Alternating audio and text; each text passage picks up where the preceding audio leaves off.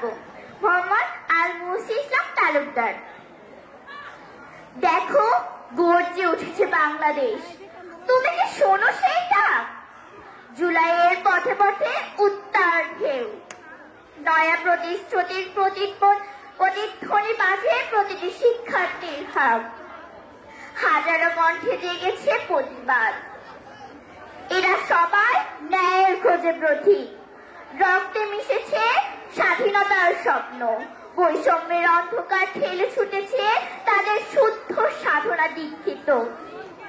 এদেশে রক্তে লালিত গোটা, ভেঙে ফেলতে চায় তারা অশুভ দেয়াল, ন্যায় আর সমতার প্রতীক হয়ে দাঁড়ায় হৃদয়ের রেখা প্রতিজ্ঞার অমোঘ ফানুল জ্বলে বারবার।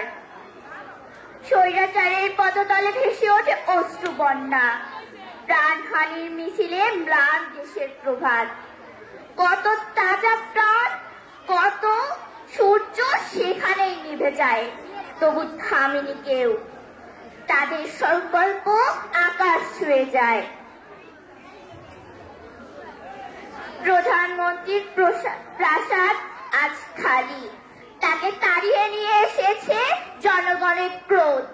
পিতার প্রতিকৃতিতে জ্বলে দাবানলের বিদ্রোহের দাবানল, শপথ করে থেমে যায় না যৌবনের যাত্রাপথ। হে বীর বাংলাদেশ, তোমার নতুন প্রভাত, এই শিক্ষার্থীর বিদ্রোহ এক সোনালী স্বাধীনতার ক্ষণ।